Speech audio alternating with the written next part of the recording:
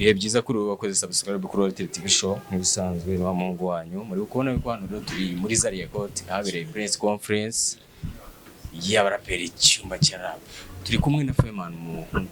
mungu w'abanyarwanda tugoye ikaze kuri Royal TV show. Asante sana. So iki gitaramo abantu b'abanyarwanda muri rusange bitega iki cyangwa se iki kintu itandukaniro muko bisanzwe itandukaniro n'abanyarwanda mu bisigo n'ibyivugo mu kinyarwanda abahungu tukabita tubihinjyana noneho yego original umwe mu baraperi bambara neza. Asante sana. Njyewe tu simplement ariko mfite umuji wanjye nyine ngura imyenda ngure cyangwa je ntabwo njya ari ukuntu iyo bavuze kwambika abantu bajya gufata iyo myenda bakayisubiza bajya kwita no gukodesha like no gukodesha apana yewe ndayigura uwo wirigiye ukayi cyangwa se abanyarwanda ariko ngabo mwaro conference biratandukanye mbona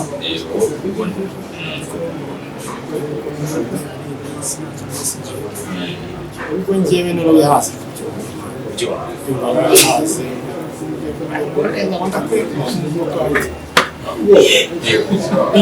gukora iki abanyarwanda bakora iki hano kano kanya barakunda urandebe bituvuga kumbwira ngo uranyemera amaze imyaka 15 umbwira ngo uranyemera ibyo bintu se ntabijyana ibyo bintu se frère wamwirukana nkabiganira ati cyo baranyemera ari ibintu bana muri yego ariko nyine abanyarwanda bakeneye kumenya ngo cyo bakora barakizi bakirengagiza bakizi se abantu bavuga ngo ndakwemera azi ntabwo ati ndabizi nukuvunjirana tusego ntabwo rwose mwahaye ese ibyo bintu nta masegonda nabi yego kimwe yego ariko ndi imyaka ibaye myinshi ubu kano kanya hari icyahinduka uko byenda kose umva no kwibaraguza ntabwo ari kwibaraguza kuko umuntu wanyawe arakubwira ati bro ndakwemera no kubwiza mpamvu noneho hano ubwo bwose uriya umutima ubikora hano hano ukuntu umujiya kugira inama kubwira utuntu duce cyane tu hano umujiya mbere bamubwira ati bro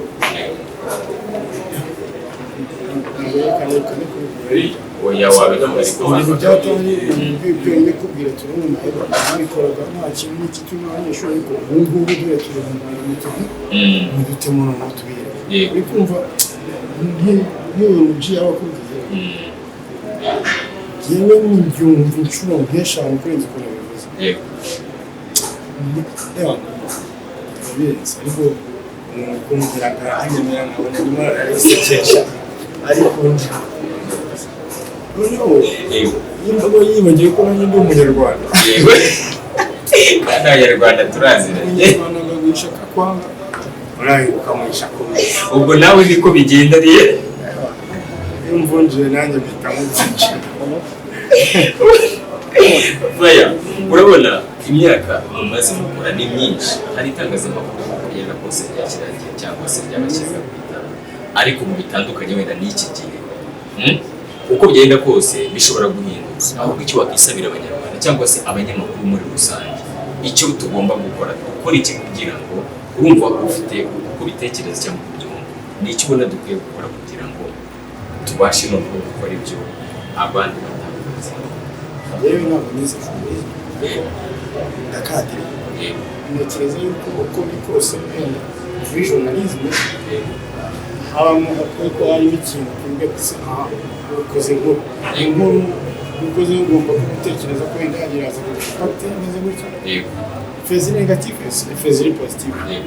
ese kigamije n'iki kugira ko se tugamije kubaka igihugu cyacu n'izindi zigomba kuba zigamije no gusenya muri yaduye ugomba kumurengera yewe rero bene izi nkuru zacu industry reka twe kuzajya tuspecifyinga abanyarwanda abanyarwanda bose ntabwo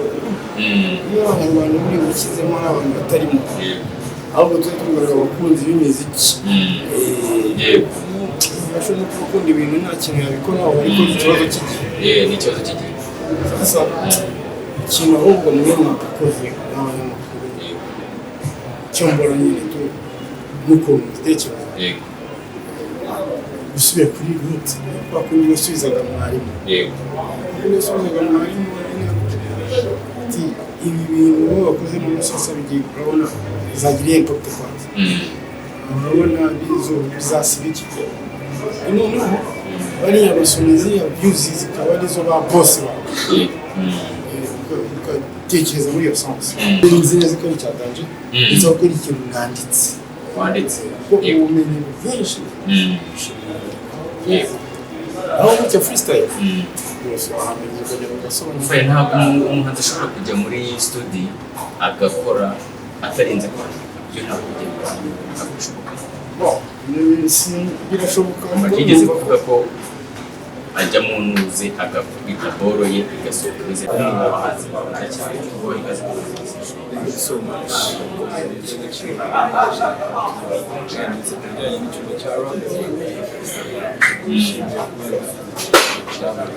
yego so iki gitaramo mu Nyarwanda muri rusange bitega iki kidasanzwe ikintu bagomba kwitega cya mbere ni rap music, ni groove, ni imidundo, ni crazy beats, ni abanzi bambaye imyenda myiza, ni ukwitega abafana bafite hype iri different, ni ukwitega nyine ni inshuro ya kabiri bibaye, ni ukumva yuko hari ikintu kiyongereyo. Ni ubwa kabiri n'ubwa mbere narindi my second time, so uri kumva niba bibaye ku nshuro ya kabiri imbaraga ziyongereye, ni ikintu bagomba kwitega n'imbaraga ziyongereye ku byabaye ubushize, so baza ari benshi batumire abantu babo, twebwe turi tayari from now on kugeza ku munsi wa stage, turi tayari kabisa. Umwe mu bahanzi beza kandi bari kuzamuka neza, bafite performance nziza cyangwa se bafite injyana abantu benshi bakunda, so imbaraga ni izihe cyangwa se ni bande babibafashamo kugira ngo kano kanya babe nabo ababimfashamo ni aba video directors banjye, ni aba producers, nanjye ubwanjye no gukunda nyine ibyo nkora, nkunda music, nanjye ubwanjye ndi music, na music ni njyewe, so ni ugukunda ibintu nkora,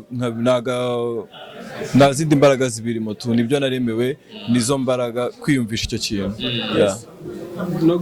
Rumwe mu baraperi ariko banibanda ku ndirimbo ziri soft cyane, rapid soft, ugasanga n'uturirimbo twa abakobwa bibonamo abari cyane n'abandi. Logan, ubona ko impamvu wahisemo muri ubwo buryo nuko wabonaga koko ya rap bavuga ngo irakomeye, itari gucuruza, cyangwa se ni style yawe nkuko n'ubundi n'abandi ba Drake bagenda babikora muri ubwo buryo, wowe ubibona gute? Ukuntu mbibona na kidasanzwe nuko iyo ufite team, iyo ufite ukorera ibintu as a hip hop artist, nka kuno hano hari abahanzi bandi bakora hip hop, ikintu cya mbere uba ugomba kumenya gushishoza ni itandukaniro ryawe, cyane cyane itandukaniro ry'ibihangano byawe. I think yuko ngiye kuba nkora indirimbo kumva ndaririmbye ndongenda rapa, ndaririmbe ndongenda rapa, ni uburyo nahisemo bwo kugira ngo I be different n'abandi, nta kindi kidasanzwe, it's just choosing a way yo kuba unique mu buryo bwawe tu. Style y'urukundo, yo kwinjira mu rukundo cyane, ni style yaje gute, byaje gute? Logan John aba yibereye mu rukundo cyangwa niyo style nziza? Urukundo impamvu ni bimwe muri topic, ni bimwe muri topic nyine zigize umuziki zigize ama message abantu batanga. Impamvu mpita mu rukundo nuko ni ikintu abantu bagira bose muri bo, ni ikintu abantu bose bisangamo. Ntago busy, ntabwo nari nzi ko yabaye last night, nabibonye ku ma post, but I think yuko nyine biterwa n'aba organizers baba bafite ikintu bagenderaho, which I can't judge cyangwa se ngira icyo navugaho kuko nta kintu nabihinduraho. So n'aba organizers kuno baba biteguye kuba hatarimo rap, buriya ni ikibazo twakababajije. Reka nkubaze ikibazo kireba navuga itangazamakuru n'abaraperi mu by'ukuri, ubwo ndibuze kugaruka ku kibazo Kenike Shati yabajije. Wemeranywa nawe ko aba hip hop bakiri batoya batajya bashyikirwa mu itangazamakuru? ntago buri muntu agira point of view yiwe y'ukuntu abona ibintu. Njyewe ntago ntawe mfite natunga urutoki ngo ntago mfasha cyangwa iki, kuko akazi kanjye ni ukwifasha nkakora music nkayitereka aho ngaho, uwizagera akayikunda azayipromotinga, utazayikunda ntazayipromotinga. Ntago nziruka inyuma y'umuntu ngo promote my music cyangwa ngo mbi begging, kuko akazi kanjye ni ukora umuziki, ntago ari ukureba icyo abandi bakora. hari ikintu bita, hari ikintu muri iyi minsi, hari ikintu kiba ugasanga byitiriwe umuraperi, ngo habaye ibi byitiriwe abaraperi. Ubuzima umuntu aba ari kunyuramo butandukanye, kuba ndi umuhanzi no kuba ndi umuntu wundi utandukanye hanze y'ubuhanzi ni ibintu bishobora kwafekta my career. So hari igihe bibamo kumva wenda ntago uri tayari bitewe n'ibintu uri kunyuramo mu buzima busanzwe, ariko ntago ari ukubera ko umuziki ugoye. So twe twabonye The Ben abo umuhanzi w'umwaka, we n'ibintu wabyakiriye gute, cyangwa se wabonaga abiza arabikwiye by'ibihe byose, arabikwiye by'ibihe byose. Yo, what's up people, ibihe byiza kuri wakoze subscribe kuri Little TV show nk'ibisanzwe, ni wa muhungu wanyu.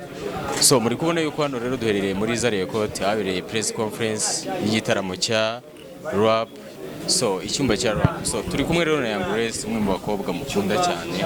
bafite imiziki, bakoze imiziki myiza cyane. Young Grace, tuguha ikaze kuri Little TV show. Murakoze cyane. Umwe mu bantu tutatinya kuvuga ko bafite abafana batari bakeya, ariko abantu benshi baramaze igihe kinini cyane badakubona.